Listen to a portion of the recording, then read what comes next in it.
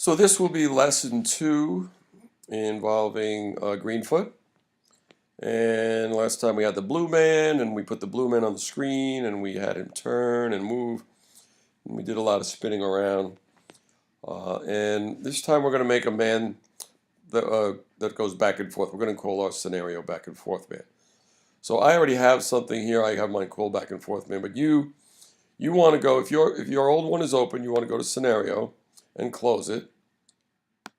And then you want to go to scenario again and go to new Java scenario. And then when you go to new Java scenario, you'll name it back and forth man.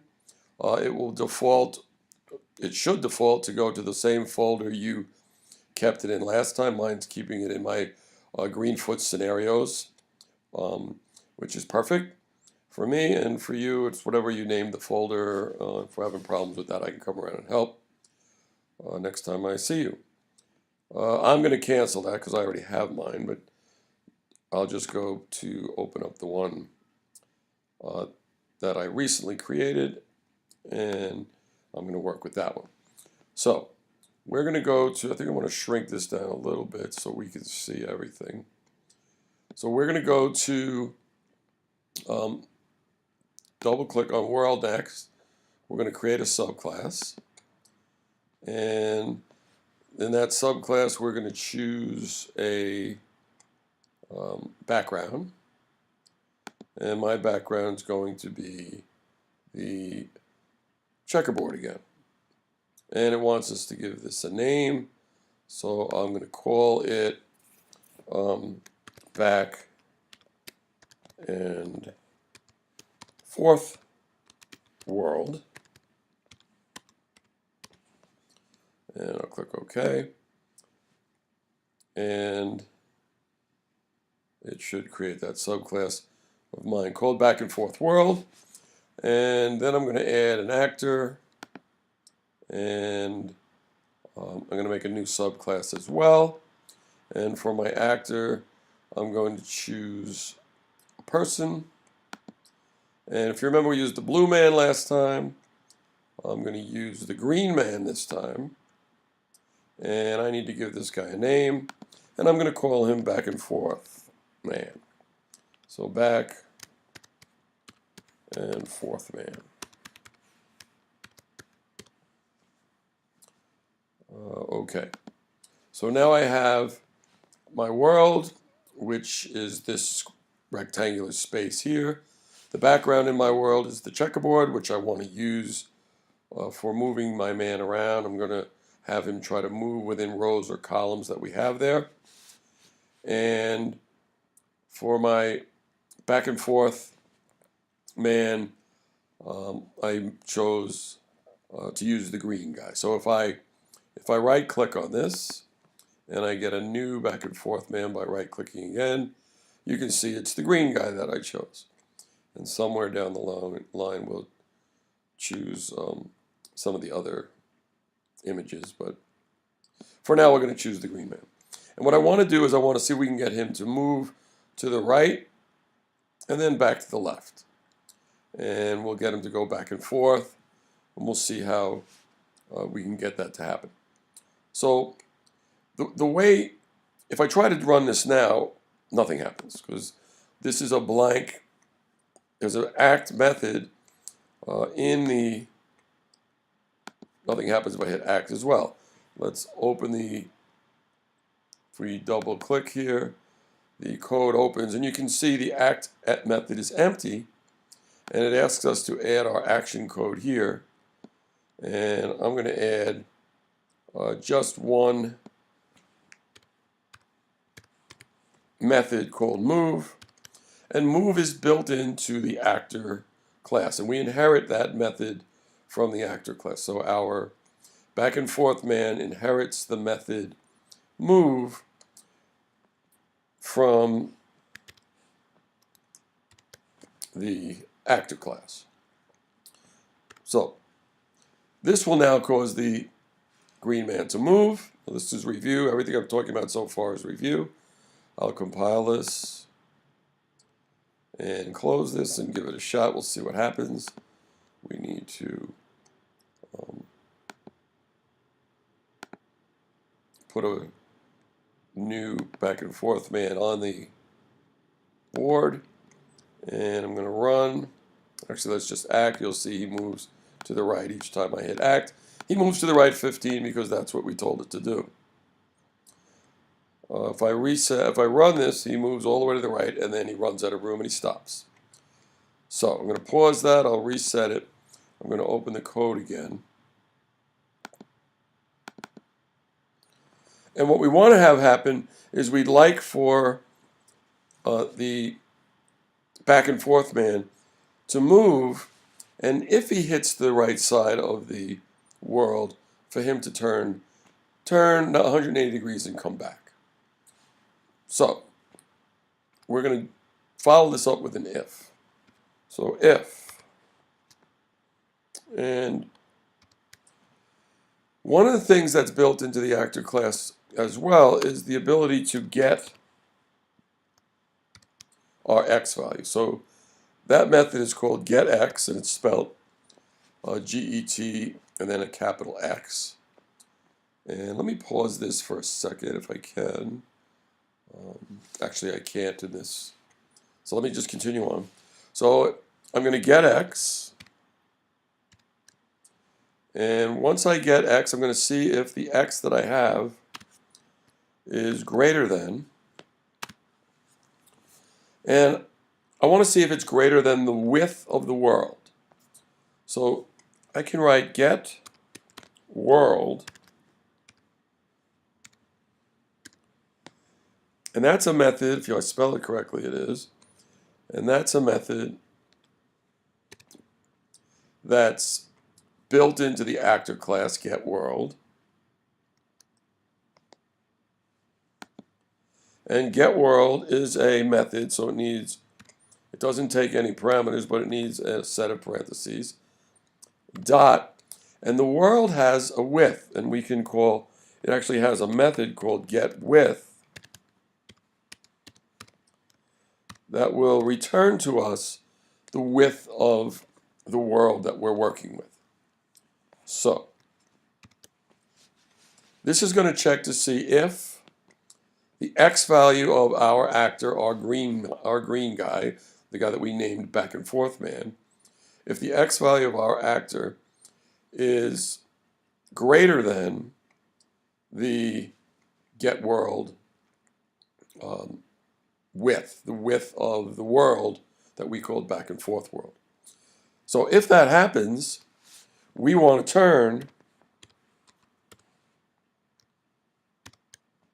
180 degrees. So he does an about face. So to go over this, to review this briefly, the move will move 15 units forward in the direction that the object, in this case our green guy or our back and forth man, in the direction that the object is facing. Move and turn work together like this. So once we tell it to turn, the object will then be facing opposite of where it was facing before if we ask it to turn 180 degrees. And the man will then, next time he moves, will move 15 units in the opposite direction. So we'll try it and I'll show you a little problem we're going to have with it. So let's close that. And let me create one of these guys. And I'll put him out here. And if I run this, he moves. And when he gets there, he does not turn 180 degrees. He doesn't do anything. And let's talk about why. So let me pause this. I'll reset. We'll double click here and open the code. And the reason why is the x value of the actor that moves to the right never becomes greater than the width of the world. The greatest he does become is the actual width of the world. The x value is in the center of the green object. So we don't want to say that, we can't check to see if he's greater than the width of the world. We can see if the x value plus, maybe 10 will work. If the x value plus 10 In other words, 10 pixels to the right of the green man's center, which would probably about when his shoulder hits the wall. If that becomes greater than the width, then we're going to turn 180. And this should work better now. So let's compile this. And I'll close that. And let's make another green man or back and forth man. And we'll place them out here. And let's try again. So we run. And perfect. So he goes across. Let me slow him down a little. We'll watch it again. Reset. And put this green guy, another green guy out here.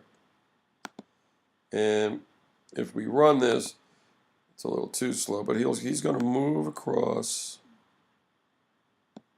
turn 180 degrees. So it rotates the image 180 degrees, and that's why we see our man looking upside down. So let me reset that, and let's go back. We need to get him to go bounce off the other side. So I'm going to look at the code again, and let's talk about what we need to do. So I'm going to leave this for you. So you have some work to do here. In here, we check to see if the X value of the back and forth man object plus 10, which would, let's consider that his right shoulder as we look at him, would be greater than the world's width. Well, going left, you're going to have to think about that. Going left, that value is 0. So you can reuse this code, or you can copy this code and paste it again. And then you need to change this up so that it will check to see if you ever hit the left wall. And I'm going to leave that for you. So I'm going to call that the end of today's lesson.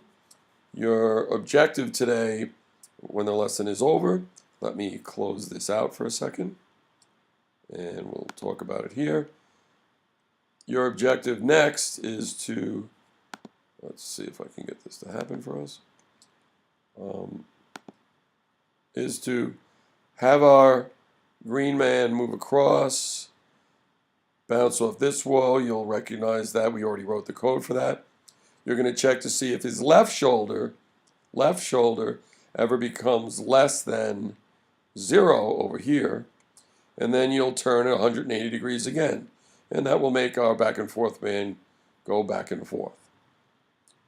When you finish the back and forth man, we're going to add another guy. So let's show how that would look.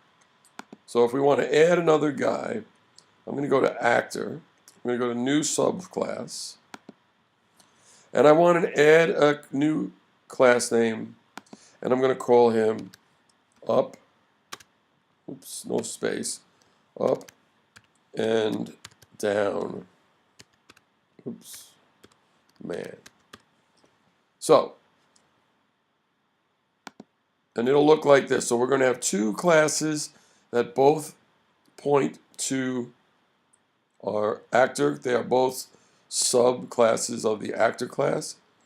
Up and down man, we never gave it an image, so I'm going to set the image, and I'm going to go back to people, and for my up and down man, I'm going to choose either the orange, or I could choose the khaki guy. I'm going to choose orange man, and let's click OK. So my up and down man should be the, if I were to create one, should be the orange guy, and you're going to write the code in up and down man so that he goes up and down. So up top would be 0, and the value for the bottom, the code will look the same as what we did for back and forth man. Get world dot get height. There's a height. If you're unsure of what's there, I mean, you can use what I told you, but you can always double click on the actor, on the actor class, if I can get this to happen. And in the actor class, it will open up and show you all the methods that exist in the actor class. There's act, which we're familiar with. If I look down, there's get world, that gets the world that the actor lives in. There's get X that we just talked about. There's also a get Y. You're going to need that for your up and down. And there's move, which we already are familiar with. We've been using that. And there's the turn that we've been working with. So I'm going to leave the lesson at this point. Your work for today is to finish up back and forth man, write an up and down man, put 2 or 3 of each on the board, and let it run. And I'll talk to you tomorrow in the next lesson.